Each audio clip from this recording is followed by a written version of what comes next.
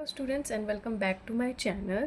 I am back with the another video जिसका आज topic है महात्मा गांधी बेसिक एजुकेशन। बहुत ही सिंपल एंड इजी सा टॉपिक है, तो चलिए डिस्कस करते हैं। सामने मैंने आपको सिनॉप्सिस दे दिया है कि कौन कौन से कंटेंट हम इसमें डालेंगे। ओके, तो चलिए इंट्रोडक्शन से स्टार्ट करते हैं। ओके, तो देखिए बेसिक एजुकेशन जो होता है उसको हम नई तालीम भी बोलते हैं। ओके, सबसे पहली बात तो आपको ये पता होना चाहिए, ठीक है। नई तालीम ही आपके बीएड में एक ऐसा सब्जेक्ट होगा या आपने पढ़ा होगा जो बेसिकली बेसिक एजुकेशन बताता है, ठीक है।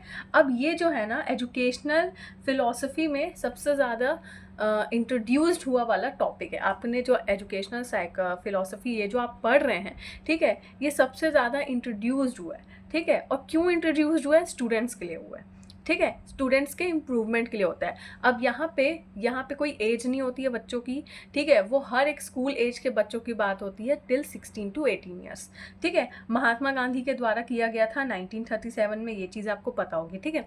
अब बेसिकली महात्मा गांधी का एक सबसे पहला जो प्रिंसिपल था वो ये था, लर्निंग बाय डूइंग, ठीक है। बेसिकली जो बेसिक एजुकेशन जो होती है ना वो किस प्रिंसिपल को फॉलो कर रही होती है? सबसे पहली बात तो लर्निंग बाय डूइंग। सबसे पहली बात तो आपको पता होना चाहिए कि बेसिक एजुकेशन है वो नई तालीम है, उसको हम नई तालीम भी बोलते हैं। ये महात्मा गांधी के द्वारा इंट्रोड्यूस किया हुआ है, कहाँ पे? एजुकेशनल फिलोसफी में, ठीक है। आपका एक सब्जेक्ट भी होगा, ये आपको पता होगा। और कब इंट्रोड्यूस किया था? 1937 में। अब ये जो कौन से प्रिंसिपल पे बेस्ड रहता है? लर्निंग बाय डूइंग प्रिंसिपल पे बेस्ड रहता है। अब लर्निंग बाय डूइंग का मतलब क्या होता है? देखो, इसको भी थोड़ा सा आपको ना एक दो लाइन एक्सप्लेन करना पड़ेगा। लर्निंग बाय डूइंग का मतलब होता है कि हम वर्क करते करते भी अपनी लर्निंग मेंटेन करके रखें, ठीक है। लर्निंग होते रहे, ठीक है। ज़रूरी नहीं है कि हम सिर्फ पढ़े जा रहे हैं इन द सेंस हम सिर्फ सब्जेक्टिव नॉलेज लिए जा रहे हैं, ठीक है। लेकिन वो आपके सब्जेक्टिव नॉलेज वर्क कर रहा है क्या? नहीं कर रहा है। आप अपना सब्जेक्टिव नॉलेज लिए, आपने रिजल्ट दिया, आप नेक्स्ट क्या हुआ? नेक्स्ट क्लास में क्वालिफाइड हो गए। बेसिकली इनको ये सिस्टम बिल्कुल नहीं फॉलो करना था कि कोई भी स्टूडेंट हो या कोई भी बच्चा हो, वो क्या हो, लर्निंग बाय डूइंग को क्या करे? इस प्रिंसिपल को फॉलो करे। मतलब पढ़ाई के साथ साथ वो कुछ ऐसी अननेसेसरी या एक ऐसी अदर चीज़ें भी करे जिसके उसको नॉलेज मिले। अब मैंने यहाँ पे अननेसेसरी वर्ड क्यों बोला? कि देखो कभी कभी ऐसा हो जाता है कि बच्चा कुछ ऐसा काम भी करता है जो अननेसेसरी कर रहा होता है, उसके लाइफ में वो ज़्यादा इंपॉर्टेंस नहीं होता है, लेकिन हो सकता है कि उसके लिए कुछ इंपॉर्टेंट हो, उससे वो कुछ सीख रहा हो, ठीक है। तो एक स्टूडेंट की लाइफ में जब एक ग्रोइंग एज होता है, चाहे वो अननेसेसरी वर्क करे या नेसेसरी वर्क करे, दोनों यहाँ पे मैटर करता है कि वो दोनों चीज़ों से सीखता है। हो सकता है कि वो अननेसेसरी वर्क से क्या हो, कुछ सीख रहा हो कि नहीं मुझे ये काम ना करके इसको ऐसे परफेक्शन से करना चाहिए, ठीक है। तो यहाँ पे दोनों चीज़ इन्वॉल्व होती है। इसलिए गांधी जी ने बोला लर्निंग बाय डूइंग वर्क, मतलब पढ़ाई के साथ साथ आपको कुछ ऐसी चीज़ें भी करनी होती है, ऐसी अदर चीज़ें करनी होती है, ठीक है, जिससे आपको नॉलेज के साथ साथ, मतलब आपको पढ़ाई का नॉलेज तो मिल रहा है और भी बाकी चीज़ों का क्या हो, सोर्स ऑफ नॉलेज मिले, ठीक है। अब इसको थोड़ा सा और अच्छे से समझते हैं। अगर मैं आपको सरल भाषा में समझाऊं तो बेसिकली गांधी जी का ये मोटिव था कि जितने भी बच्चे हैं, ठीक है, वो पढ़ाई तो करें, कोई प्रॉब्लम नहीं है, ठीक है, लेकिन ना अदर एक्टिविटी भी उनके अंदर इन्वॉल्व होनी चाहिए, उनके को करिकुलर में इन्वॉल्व होनी चाहिए। उस टाइम में को करिकुलर में ये सब बेसिक चीज़ें नहीं इन्वॉल्व हुई थी, ठीक है। मैं जस्ट आपको एक समझा रही हूँ कि वो चाहते थे कि बच्चे जो है सिर्फ पढ़ाई में फोकस करें, मना नहीं है, लेकिन इसके साथ साथ वो दूसरी चीज़ों पर भी फोकस करें। अब जैसे उस जमाने की बात कर लेते हैं, महात्मा गांधी के टाइम में, तो वो चाहते थे कि बच्चों को सिलाई करना आना चाहिए, ठीक है। उनको बेसिक जो उनका जो चरखा था वो चलाने आना चाहिए, ठीक है। वो ये सब चीज़ें चाहते थे, बच्चों को छोटी छोटी चीज़ें आनी चाहिए, जैसे वो अगर किचन का वर्क है तो उनको किचन कुकिंग वगैरह ये सब आना चाहिए, ठीक है। और कुछ भी क्राफ्ट से रिलेटेड बच्चों को आना चाहिए, छोटी छोटी चीज़ें, ठीक है, जो बच्चों को सिखा सकती है। और ऐसा नहीं है, पढ़ाई के साथ साथ ये सब चीज़ें हर एक को आना ज़रूरी है। अभी के टाइम में भी आपको ये नहीं बोला जा रहा है कि आप सिर्फ सोर्स ऑफ नॉलेज ही रखेंगे तो आपका आपका वर्क इजी हो जाएगा, नहीं। आपको सोर्स ऑफ नॉलेज के साथ साथ आपको अदर ऐसी एक्टिविटी आनी चाहिए जो कभी भी इंस्टेंट अगर आपकी लाइफ में ज़रूरत पड़ती है तो यस आप उस चीज़ को कर सकते हो। बेसिकली उनका मोटिव यही था, ठीक है। अब वो बेसिकली ये चाहते थे कि बुकिश नॉलेज के साथ साथ उनको बच्चों को प्रैक्टिकल नॉलेज भी होना चाहिए, ठीक है। इसी को बोला जाता है बेसिकली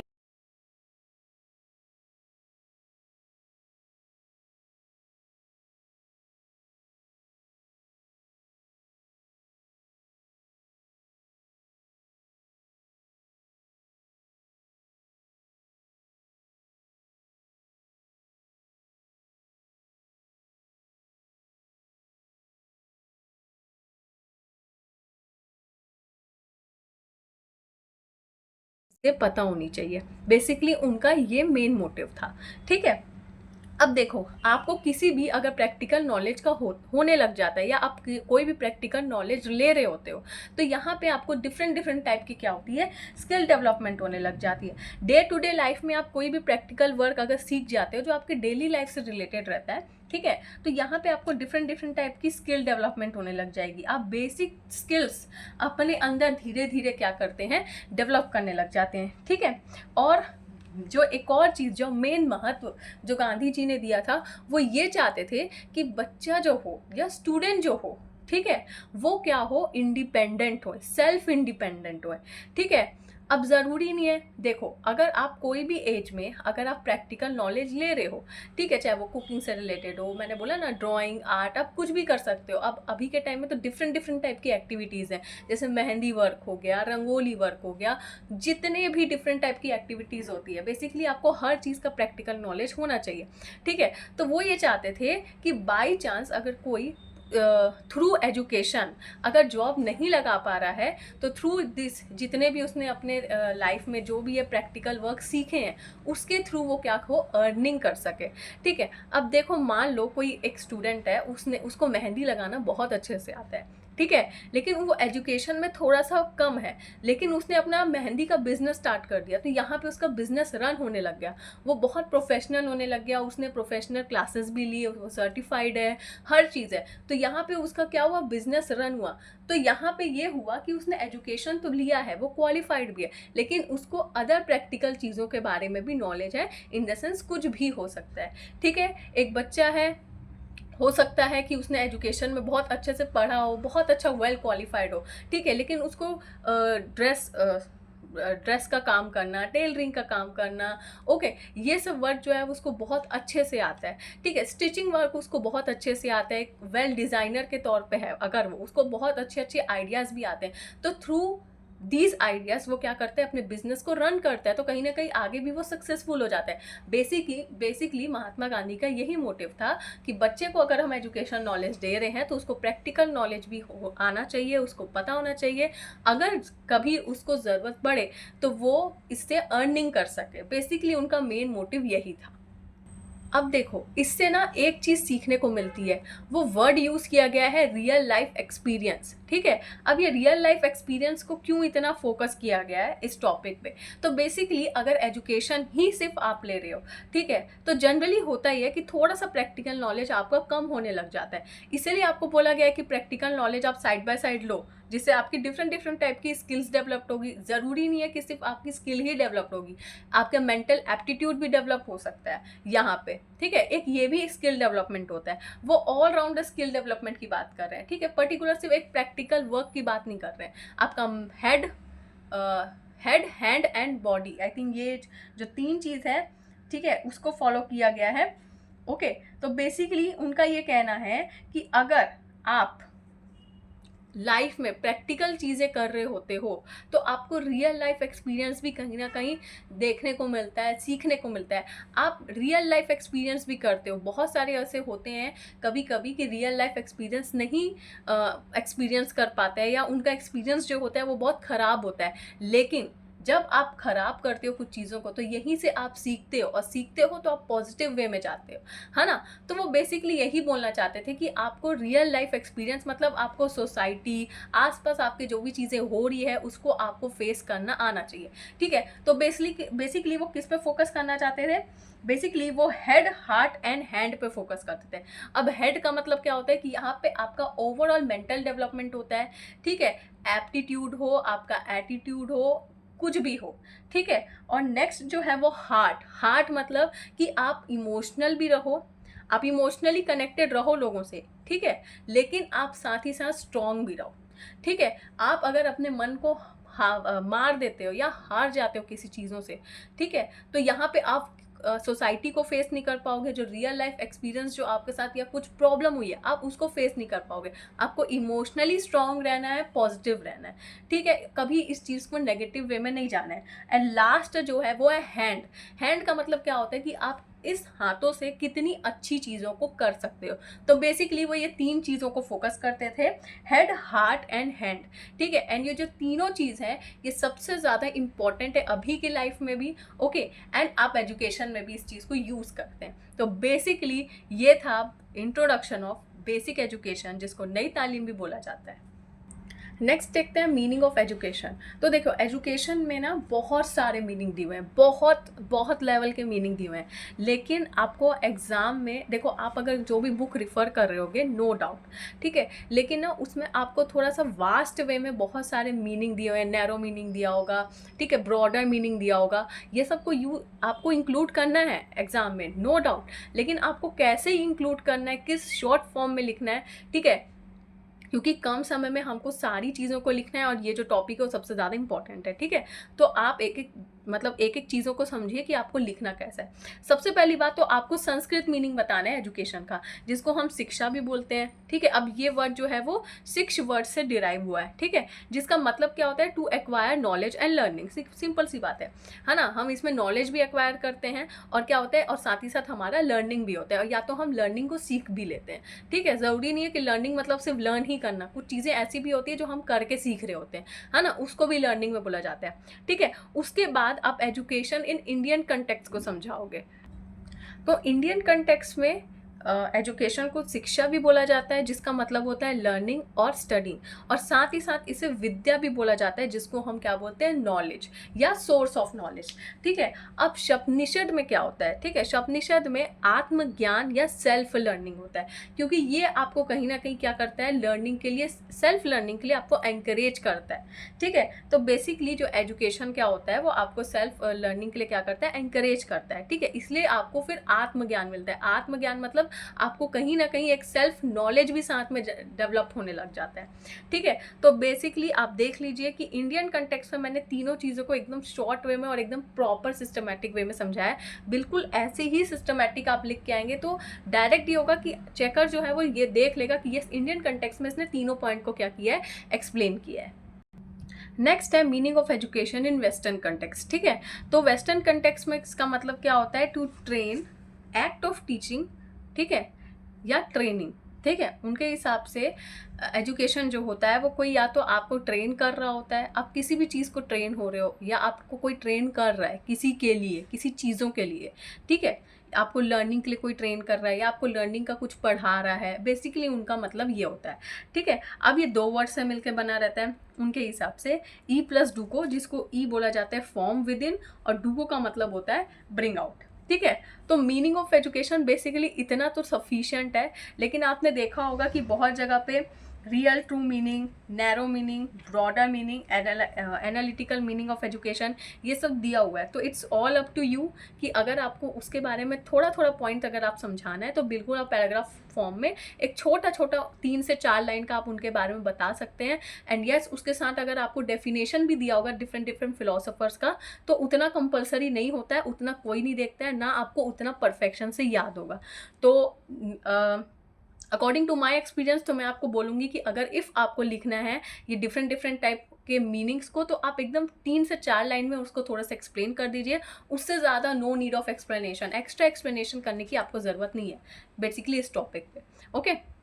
नेक्स्ट है डेफिनेशन ऑफ एजुकेशन। तो देखो आप कहीं भी जगह अगर सर्च करोगे तो बहुत सारे ऐसे फिलोसोफर्स हैं जिन्होंने बहुत अच्छे एजुकेशन के टॉपिक पे उन्होंने अपना डेफिनेशन दिया हुआ है, ठीक है। लेकिन आपको बेसिकली जो मेन जो रहते हैं, जो हमारे मेन हेड हैं, बेसिकली जिनका सबसे ज़्यादा महत्व दिया गया है, तो आपको उन पे सबसे ज़्यादा फोकस करना रहेगा। सबसे पहला जो है महात्मा गांधी, ये कंपलसरी है आपको लिखना, इनका डेफिनेशन इधर उधर नहीं होना चाहिए, ठीक है। नेक्स्ट है स्वामी विवेकानंद, इनका भी बहुत ज़्यादा रोल रहा होगा। अगर आपने बीएड फर्स्ट सेमेस्टर में बेसिकली इनका एक स्पेसिफिक टॉपिक पढ़ा होगा तो आपको पता होगा कि इन्होंने एजुकेशन के लिए क्या क्या प्रोसेसिंग की हुई है, ठीक है। नेक्स्ट है, अगर फिर हम इंडियन बता रहे हैं, सबसे पहले आपको इंडियन ही बताना है, उसके बाद अब वेस्टर्न डेफिनेशन में आएंगे। तो यहाँ पे मैंने एक सिंपल सा एरिस्टोटल का दे दिया हुआ है क्योंकि ये मुझे सबसे ज़्यादा इजी लगा था, ओके। तो आप ये 3 लिख सकते हो, 2 इंडियन और 1 वेस्टर्न, या तो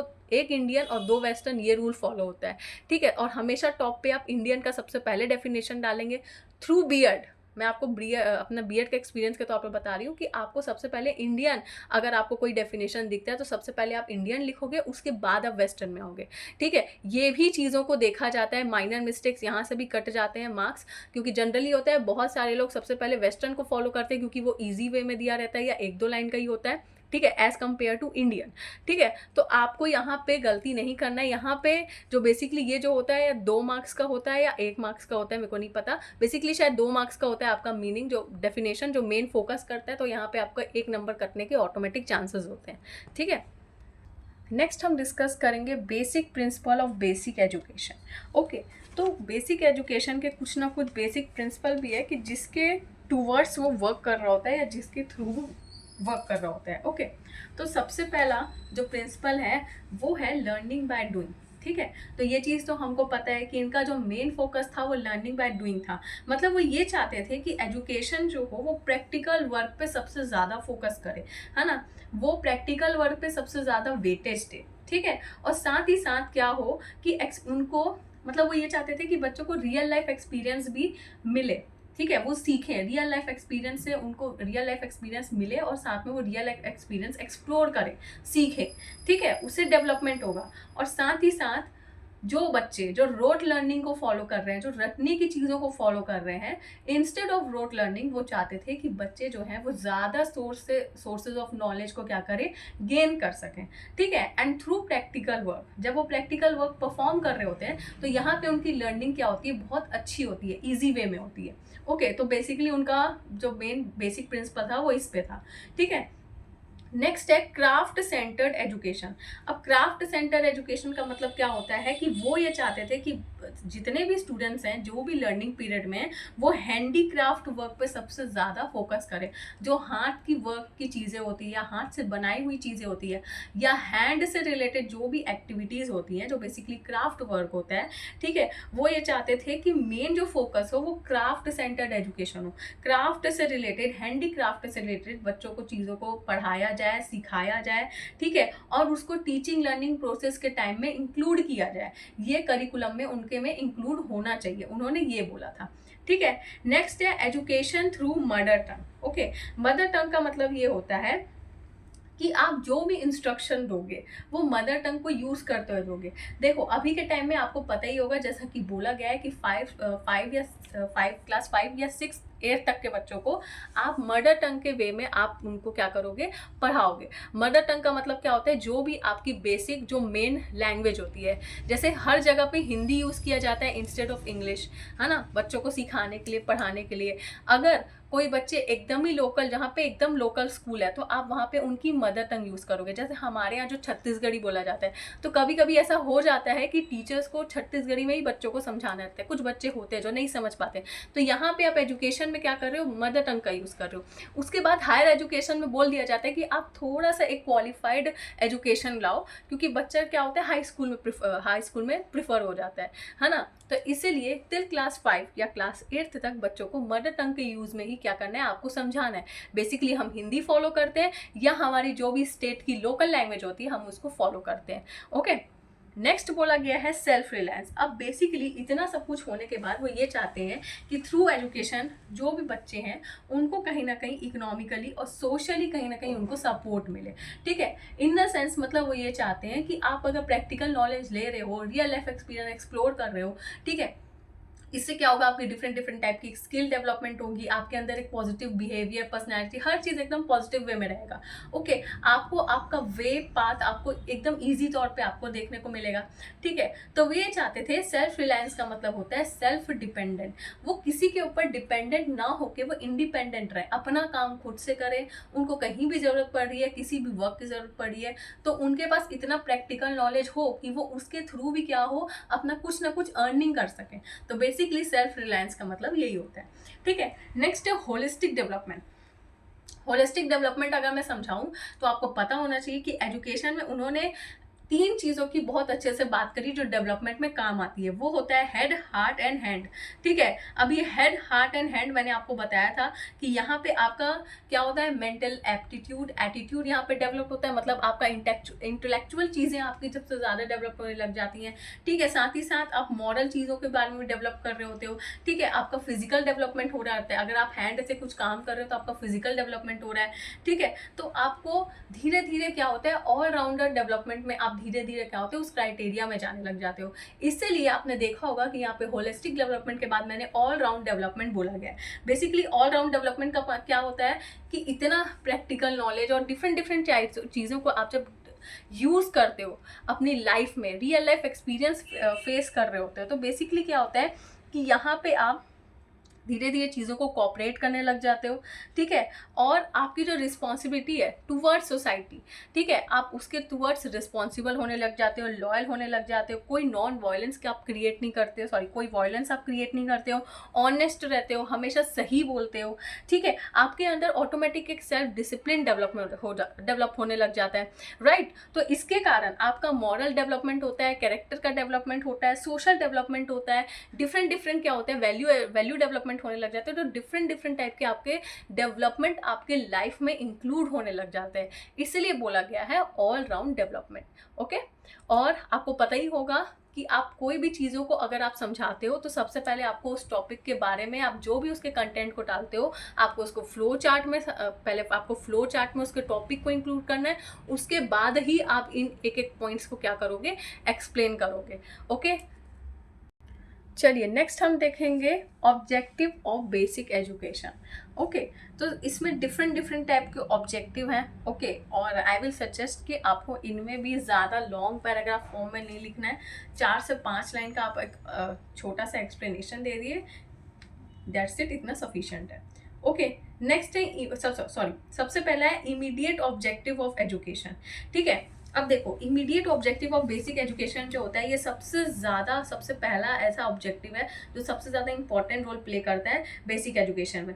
बेसिकली ये क्या प्रोवाइड करता है, सिंपल सी बात है, सबसे पहले तो नॉलेज प्रोवाइड करेगा, साथ ही साथ प्रैक्टिकल नॉलेज भी प्रोवाइड करेगा। ठीक है, डिफरेंट टाइप की स्किल प्रोवाइड करेगा। ठीक है, और बहुत ही ज़्यादा प्रोडक्टिव वर्क के ऊपर सबसे ज़्यादा फोकस करता है। प्रोडक्टिव वर्क मतलब जो भी बच्चा प्रैक्टिकल चीज़ों को सीख रहा होता है ना, तो उसको एक प्रोडक्टिव ऑब्जेक्टिव देखने को मिलता है। ठीक है, अब ये बेसिकली ये फोकस करता है कि कोई भी जो स्टूडेंट हो या कोई भी चिल्ड्रन हो, वो क्या हो, सेल्फ रिलायंट बने, मतलब सेल्फ डिपेंडेंट रहे, इंडिपेंडेंट बने। ठीक है, और जो भी उसके लाइफ में डेली बेसिस पे अगर उसको कभी कुछ ज़रूरत पड़ती है तो वो क्या हो, दूसरे के ऊपर डिपेंडेंट ना हो। तो बेसिकली इमीडिएट ऑब्जेक्टिव इस पे वर्क करता है, इस बेसिक प्रिंसिपल पे वो फोकस करता है।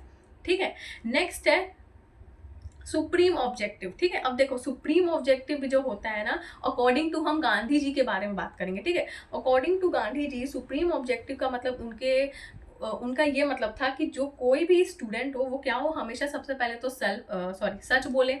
ठीक है, और दूसरा कि वो सेल्फ डेवलपमेंट करे अपना साथ ही साथ। ठीक है, कि ये नहीं होना चाहिए कि आपने अगर सिर्फ प्रैक्टिकल नॉलेज ले लिया है तो आपका कोई रोल नहीं है या आपका कोई काम नहीं है। ठीक है, ऐसा नहीं है, यहाँ पे आपको सच भी बोलना है। ठीक है, सबसे पहली बात तो आपको सच बोलना है, आप अपने काम के टूवर्ड्स लॉयल रहना चाहिए, और साथ ही साथ आपको अपना सेल्फ डेवलपमेंट होना ज़रूरी है। ठीक है, अब यहाँ पे आपको डिफरेंट टाइप की, अब देखो सुप्रीम की बात चल रही है, सुप्रीम ऑब्जेक्टिव है, तो यहाँ पे डिफरेंट टाइप की ना इंडिविजुअली स्टूडेंट को बहुत सी चीज़ों को सीखना होता है। ठीक है, जैसे मॉरल, स्पिरिचुअल, ठीक है, ये सब डिफरेंट टाइप की चीज़ों को आपको जानना ज़रूरी है, सीखना नहीं है, एज अ जानना ज़रूरी है आपको। ये सब का आपको सोर्स ऑफ नॉलेज होना चाहिए। ठीक है, अगर आपको ये सब सोर्स ऑफ नॉलेज होगा तो सिंपल सी बात है, आप सच बोलोगे, क्योंकि ये सब चीज़ें आपको पॉजिटिव चीज़ें सिखा रही होती है, और इसके साथ साथ आपका क्या होता है, पर्सनैलिटी डेवलपमेंट होता है, मतलब यहाँ पे आपका सेल्फ डेवलपमेंट देखने को मिलता है। ठीक है, तो ये दो चीज़ों पे वो फोकस करते हैं। नेक्स्ट है इकोनॉमिक ऑब्जेक्टिव। अब बेसिकली इकोनॉमिक ऑब्जेक्टिव का मतलब ये होता है कि आपको ऐसे अपने वोकेशनल स्किल्स को डेवलप करना है, मतलब स्टूडेंट्स को आप ऐसे स्किल्स सिखाओगे, ठीक है, जो उसके अर्निंग के लिए सबसे ज़्यादा हेल्पफुल हो। ठीक है, वो जो भी अपनी लाइफ फ्यूचर में जो भी वो वर्क करेंगे तो वो उनकी अर्निंग जो हो उनके बेसिस पे हो, या कभी उनको ज़रूरत पड़े तो वो अर्निंग के लिए सबसे ज़्यादा हेल्पफुल हो। ठीक है, वो बेसिकली इकोनॉमिक ऑब्जेक्टिव इसी पे फोकस करता है। नेक्स्ट है सोशल ऑब्जेक्टिव। अब देखो, सोशल ऑब्जेक्टिव मतलब सोशल रिस्पॉन्सिबिलिटी। ठीक है, तो वो कुछ भी अगर अपने सर्विस अगर सोसाइटी के टूवर्ड्स दे रहे हैं तो सबसे पहली बात तो लॉयल रहे और एज अ रिस्पॉन्सिबल सिटीजन के तौर पे वो वर्क करे वहाँ पे। ठीक है, किसी के साथ भेदभाव ना करे, कोई भी डिस्क्रिमिनेशन क्रिएट ना करे। ठीक है, नेक्स्ट है development objective. Basically development objective जो होता है वो बेसिकली ये चाहता है कि कोई भी स्टूडेंट का या कोई भी किसी भी बच्चे का अगर डेवलपमेंट हो रहा है तो एक बहुत ही हेल्दी फॉर्म में हो। ठीक है, वो फिजिकली भी फिट रहे, फिजिकली पॉजिटिव रहे, इमोशनली फिट रहे, स्ट्रॉन्ग रहे और इमोशनली पॉजिटिव भी रहे। ठीक है, और ओवरऑल जो उसकी बॉडी का जो ग्रोथ हो वो एकदम बहुत ही अच्छे से गुड कैरेक्टर के फॉर्म में क्या हो, डेवलप हो। तो बेसिकली डेवलपमेंट ऑब्जेक्टिव यही बोला जाता है। नेक्स्ट है इंटेलेक्चुअल ऑब्जेक्टिव। इंटेलेक्चुअल ऑब्जेक्टिव का मतलब क्या होता है कि किसी भी बच्चे का यहाँ पे आपको उसकी मेंटल एबिलिटी, उसकी थिंकिंग एबिलिटीज, उसका क्रिएटिव, उसका जो भी वो ऑब्जर्व कर रहा होता है, जो भी इनोवेटिव आइडियाज उसके दिमाग में आ रहे होते हैं, उसकी प्रॉब्लम सॉल्विंग स्किल्स, ये सब बेसिकली इस पे डेवलप होना चाहिए। ठीक है, बेसिकली ये इस पे फोकस करता है। नेक्स्ट है स्पिरिचुअल ऑब्जेक्टिव। अब देखो, अगर आप एक नॉर्मली आपने सोसाइटी की चीज़ों को सीखा, आपने मॉरल एजुकेशन लिया, वैल्यू एजुकेशन लिया, ठीक है, इकोनॉमिकली आप कहीं ना कहीं इंडिपेंडेंट भी हो, हर चीज़ हो, तो हम अपनी स्पिरिचुअल चीज़ों को कैसे भूल सकते हैं, राइट? तो यहाँ पे आपको सबसे पहली बात, आपको स्पिरिचुअल नॉलेज भी होना चाहिए। इंडिविजुअल हर एक चीज़ को आपका स्पिरिचुअल नॉलेज होना चाहिए। साथ ही साथ आप हमेशा सत्य बोले, सत्य की राह पे चले, उन्होंने यही चीज़ बोला है ना। और साथ ही साथ हमेशा दूसरों के प्रति या दूसरों को हमेशा लव दे, प्यार दे। ठीक है, ओके। एंड तीसरा जो है वो कभी भी किसी के साथ वॉयलेंस क्रिएट ना करे, बेफालतू अननेसेसरी वॉयलेंस आप क्रिएट नहीं करोगे। तो बेसिकली वो 3 चीज़ों पे फोकस करे थे। सबसे पहला क्या कि आप सच बोले, मतलब ट्रुथ, आप हमेशा प्यार से बात करें, प्यार से रहें लोगों के साथ। ठीक है, स्प्रेड ऑफ लव भी बोला गया है जिसको। ठीक है, हमेशा तीसरा है लव एंड दूसरा है लव एंड तीसरा है नॉन वायलेंस। आप कभी भी वायलेंस क्रिएट ना करें। ठीक है, बेसिकली ये वो 3 चीज़ों पे फोकस करें। चलिए नेक्स्ट हम देखते हैं एडवांटेजेस। तो इसके एडवांटेजेस बेसिक एजुकेशन के जो बेसिकली है बहुत सारे हैं। ठीक है, कि स्टूडेंट के लाइफ में बेसिक एजुकेशन अगर इंक्लूड हम करते हैं, उसके करिकुलम में हम इंक्लूड करते हैं, तो बेसिकली क्या क्या हमको अच्छी चीज़ें देखने को मिलती है। सबसे पहली बात तो सेल्फ रिलायंस। यस, ये बात सच है कि भाई यहाँ से क्या होता है, उसके डिफरेंट टाइप के स्किल्स डेवलपमेंट होने लग जाते हैं, जिसके कारण क्या होता है वो इकोनॉमिकली इंडिपेंडेंट हो जाता है। ठीक है, उसके बाद है learning by doing. Yes, learning by doing मतलब कि जब बच्चा किसी चीज़ को लर्न कर रहा होता है, प्रैक्टिस कर रहा होता है, तो उसको धीरे या कोई भी एक्टिविटी के बेस पे वो लर्न कर रहा होता है तो उसका इंटरेस्ट मतलब डेवलप होने लग जाता है, जिसके कारण उसकी लर्निंग क्या होती है, इफेक्टिव होने लग जाती है। नेक्स्ट है dignity of labour. Dignity of labour का मतलब क्या होता है कि जो भी वर्कर्स होते हैं, जो मैनुअल वर्कर्स होते हैं, या जो भी डिफरेंट टाइप के लोग जो होते हैं, जो फिजिकली वर्क कर रहे होते हैं, जो बेसिकली लेबर्स होते हैं। आप लेबर ज़रूरी नहीं है कि मैं यहाँ से सिर्फ पर्टिकुलर लेबर की बात कर रही हूँ, जितने भी लोग हैं जो भी वर्क कर रहे होते हैं, उनके टूवर्ड्स क्या होता है, कहीं ना कहीं बच्चों को रिस्पेक्ट डेवलप होने लग जाती है, कि इमोशनल रिस्पेक्ट डेवलप होने लग जाती है, कि वो इतना अगर मेहनत कर रहे हैं, इतना काम कर रहे हैं, तो ये हमको हमेशा उनकी रिस्पेक्ट करनी चाहिए। अब ये यहाँ पे लेबर इन द सेंस हर कोई आ सकता है जो वर्क कर रहा होता है बेसिकली। ठीक है, उसके बाद है कैरेक्टर बिल्डिंग। अब सही बात है कि इसके कारण बच्चों की बहुत सारे कैरेक्टर्स डेवलप होने लग जाते हैं, जैसे ऑनेस्टी, रिस्पॉन्सिबिलिटी, डिसिप्लिन, वो कॉपरेट करने लग जाते हैं, हमेशा सच बोलेंगे, डिफरेंट टाइप की क्या होती है उनके अंदर वैल्यूज़ डेवलप होने लग जाती है। ठीक है, फिर नेक्स्ट हम देखते हैं सोशल डेवलपमेंट। अब सोशल डेवलपमेंट का क्या मतलब होता है कि वो अपने सोसाइटी के टूवर्ड्स, ठीक है, क्या होते हैं, रिस्पॉन्सिबल होने लग जाते हैं, लीडरशिप क्वालिटी उनके अंदर डेवलप होने लग जाती है, उनका कम्युनिकेशन स्किल बहुत इफेक्टिव मतलब बहुत अच्छा हो जाता है, जिससे जब वो लोगों से बात करते हैं तो एकदम रिस्पेक्टफुल वे में बात करते हैं। ऑल राउंड डेवलपमेंट हमको देखने को मिलता है कि यस, मॉरल वैल्यू, जितने भी टाइप के स्पिरिचुअल, रिलीजियस, कल्चरल, जितने भी टाइप के डेवलपमेंट होते हैं, वो एक स्टूडेंट के अंदर हमको एक पॉजिटिव वे में दिखने को मिल जाते हैं, उनकी पर्सनैलिटी से हमको एक पॉजिटिव वे में देखने को मिलता है। ठीक है, नेक्स्ट है कल्चरल डेवलपमेंट। अब सिंपल सी बात है भाई, कल्चरल डेवलपमेंट है तो बच्चे को अपने कल्चरल के बारे में बिल्कुल अच्छे से पता होना चाहिए कि वो कहाँ है, वो किस कल्चर से बिलोंग करता है, वो क्या ट्रेडिशन है, उसके क्या वैल्यूज़ हैं, हमेशा उस सबकी क्या करनी चाहिए, उसको रिस्पेक्ट लेनी चाहिए, ठीक है। उसके बाद है सोर्स ऑफ नॉलेज। अब different through real life experience के तौर पे या बोला जाए या लर्निंग बाय डूइंग, वो जो भी वर्क कर रहा होता है एक्टिविटी के थ्रू या जैसे भी वो पढ़ रहा होता है कर रहा होता है, तो क्या होता है कहीं ना कहीं वो एजुकेशन से को रिलेट रहता है। डिफरेंट टाइप की जब वो एक्टिविटी कर रहा होता है तो वो कहीं ना कहीं उसके डिफरेंट टाइप के सोर्सेज ऑफ नॉलेज जो क्या होते हैं वो गेन होते हैं। मतलब वो डिफरेंट सोर्स ऑफ नॉलेज को क्या करता है, यूटिलाइज करता है, जिसके कारण उसका सेल्फ डेवलपमेंट सबसे ज़्यादा इफेक्टिव वे में होता है। नेक्स्ट है रियल लाइफ एक्सपीरियंस। अब जितने भी वो प्रैक्टिकल वर्क कर रहा होता है उससे वो कहीं ना कहीं रियल लाइफ एक्सपीरियंस को भी फेस करता है, प्रॉब्लम को फेस करता है, जिसके टूवर्ड्स क्या होता है कि वो उससे बाहर निकलने की कोशिश करता है एंड लिटरली वो रियल लाइफ एक्सपीरियंस के तौर पे बहुत अच्छा उसका एक पर्सनैलिटी में और उसके बिहेवियर में, सबसे पहली बात तो बिहेवियर में जो होता है उसके अंदर एक पॉजिटिव इफेक्ट हमको देखने को मिलता है, एक पॉजिटिव डेवलपमेंट हमको देखने को मिलता है, ठीक है। तो आई होप आपको ये टॉपिक बहुत अच्छे से समझ में आया होगा। एंड अगर इफ़ आपको कोई डाउट है तो प्लीज़ कमेंट करके बता दीजिए and do like share comment and subscribe to my channel and wait for the next video.